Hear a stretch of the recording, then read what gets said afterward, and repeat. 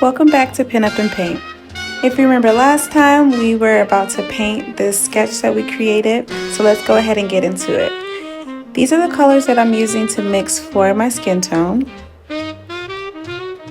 And it turns out to be kind of like a pumpkin orange. I went ahead and grabbed my medium flat brush. I'm using the flat brush because it'll help me get to the corners and the sides a little bit easier. It's also easier to get into the semi-small spaces. However, for the very small spaces and the details, I went ahead and grabbed my small round brush, which you see me using just there. I'm going to use this initially to line the area of the body and then eventually grab a larger brush to fill in the rest of her body.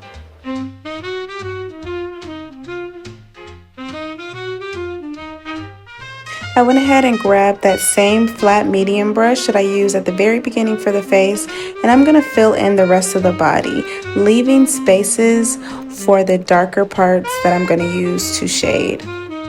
After I left my spaces open, I switched back over to my round small brush, and I mixed together a shade of blue and orange. It was probably like an aquamarine blue and her face shade. So together we created this dark blue indigo color that we're working with here. Like I said before, I'm just filling in the dark areas of her body. So underneath her chin, that shadow, and our other little shadow pieces like her clavicle and the side of her neck. We're gonna slightly touch with this blue indigo color here.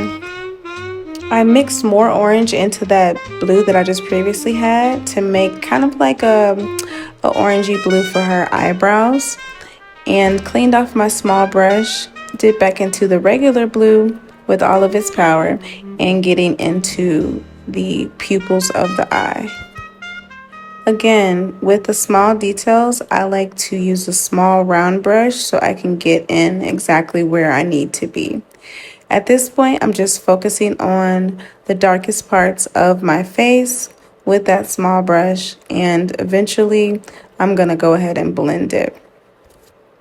I normally don't like working with acrylic paint, but I do so because it helps beginner painters understand a little bit easier. Oil painting, for whatever reason, can be quite challenging for beginners, so this is how I approach my acrylic paints.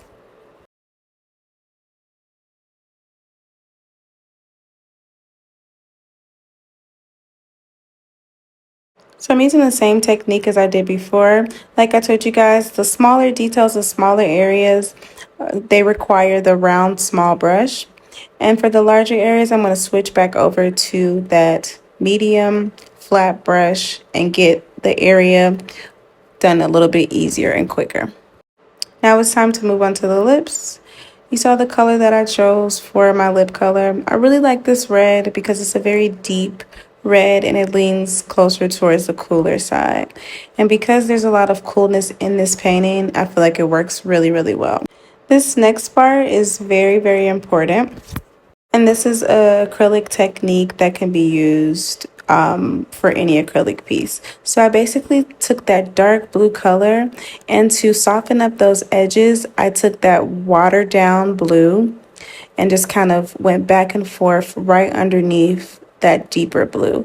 And I did this, of course, because I want soft edges and I don't want it to look super graphic.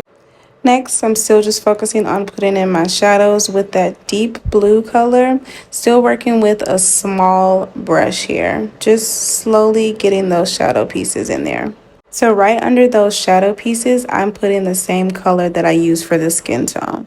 This color is going to turn out to be something very similar to what we have in the eyebrows. And I'm just doing this on the first layer to soften up what we already have.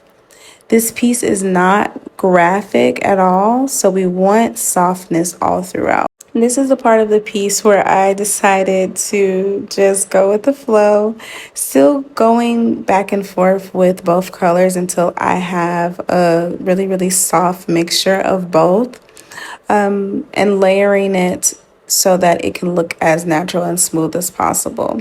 For me, this is my first layer and my first step. I'm going to go back after this has dried out a little bit and just continue on with that same technique.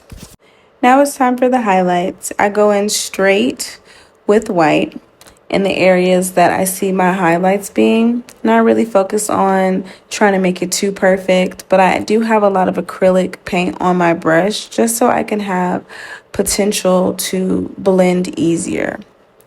So that technique that we did for the shadow pieces, now I'm doing that for the highlights. I'm going back over with my skin tone color just so we can blend it out a little bit for the first layer. Now I'm focusing on the highlights. This next technique is really, really cool. So with my medium brush, I'm going in with watered down paint. And what I'm going to do next is rub in with my finger just so we can get some smooth edges. This is a really, really beginner friendly technique that I feel like if you mastered it, you can make some really, really awesome paintings. So same deal. I'm just going in with that watered down paint and kind of blurring it a little bit with my finger. It looks very harsh on her forehead, but we're going to fix that with going in with some watered down skin tone colors just to not make it as harsh.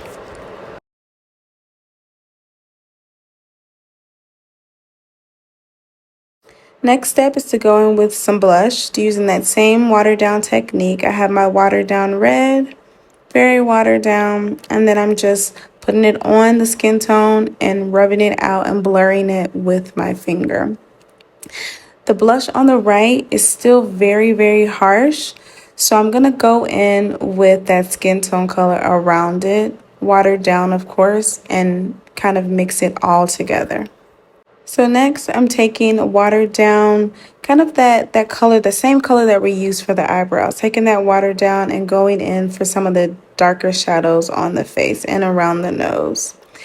Again, this is really, really easy, very beginner friendly technique that I'm using here. Watered down paint and using your finger to kind of smudge the area. Now I'm going back in with the highlights, which is the watered down white, some of the highlights in the face, and I'm just touching them up.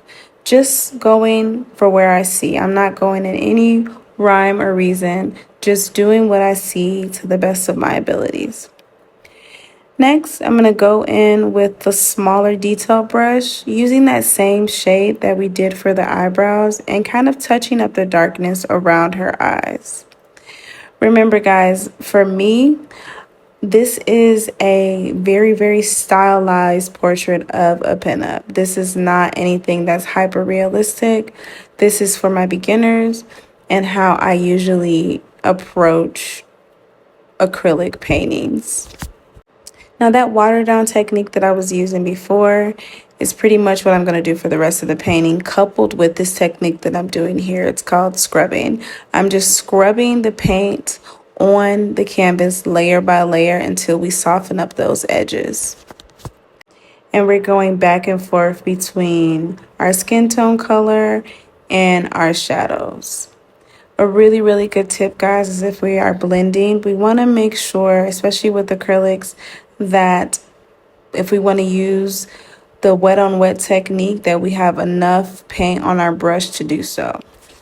Now I'm doing the highlights in the hair, which is just a watered down white like I did before, taking my detail brush, not really focusing too much about specifics of the hair, but just kind of doing a stylized way of how I see the highlights. I'm just focusing on highlights and direction of my highlights. In her victory roll, you see the highlights in the reference photo moving from bottom to top, and I'm just following the exact same thing, guys, just going for what I see. Same thing with the actual roll. I'm going in the direction of the roll with my watered down paint and just smudging so I can blur it out so it's not so sharp. I'm then going back in with my blue just to hollow out those victory rolls, just how I see in the reference photo. And then maybe adding some more highlights with that same skin tone color, that orange color that we did before. Now it's time to get into the floral arrangements on both sides of her head. In the reference photo, it's a mixture between yellow and red and pink flowers, but for me, I'm going to do blue. The blue that I'm using is a cobalt blue, And I'm going to use a variation between the deep blues and a light blue. So I'm starting off with the deeper blue first, and as I move through the flower pieces, I'm just adding more and more white. I'm not focused on the specifics of this piece as far as the floral arrangement goes, because this is a beginner friendly painting and I'm just focusing on the shape. And a lot of times with floral pieces, all you need is a shape. You don't really need too much detail because the eye and the mind will make up the details for you. With that same blue and my medium flat brush, the same one that I used for the skin tone, I'm filling her top with. I'm then taking my raw sienna and using it for the base of her earrings. This color is hard to see when you're looking at the picture in full, but once you look a little bit closer, you'll see that her earrings are a raw sienna type of color, and then the jewels on top make them pop. I'm now going to take that small detail brush and create some floral pieces, just using straight white onto her top, using that same straight white and creating some jewels of her earrings. And as you see, using the white right on top of that raw sienna helps those earrings pop even more. I'm now going to add some highlights to her lips using some watered down white. I'm just adding just kind of what I see on the reference photo where I see the highlights, adding that watered down white and smudging it with that same technique that we've been using. Using a clean small detail brush, I'm going to go in with just straight green. I can't remember exactly what shade of green this is, but it looks like maybe like a hunter green. And I'm just going in and adding some leaves to our flowers, our flower head pieces on both sides. Now that we're in the hair, I'm adding some texture around her hairline, going back in with that blue color that I have on my palette still. She is clearly a person of color, so I like to add some details to her hair just to represent that and celebrate that the best way that I can. Now let's go ahead and get into the background. I used the same blue color that I did for the top and the flowers, and I added a significant amount of white so I can have the sky blue color that I'm going to go in with the background in the same medium flat brush that I used before. So these next few steps are just me creating my own specific piece in my own specific style.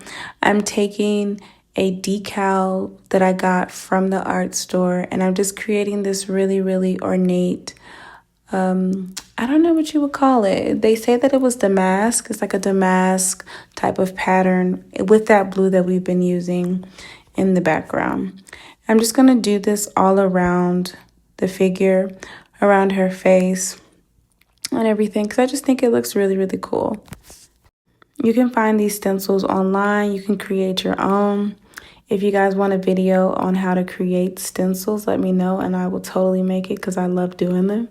You can make them out of cardboard, plastic, hard plastic, whatever you want. But I got this one from the art store. And like I said, I'm just doing that blue that we use for her top right on top of that to make that very ornate pattern that we see here.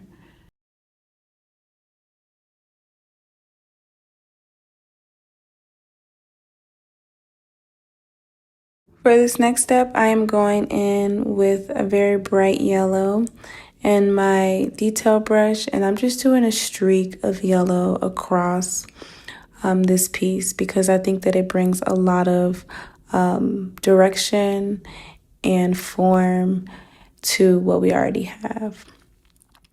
I'm going back in with my green that I used initially because I want my figure, my pinup girl, to be the central focus of this piece and everything else to be behind her. So in order to do that, we have to make sure that she is in the forefront by making sure all the things that make her her are very obvious to the viewer.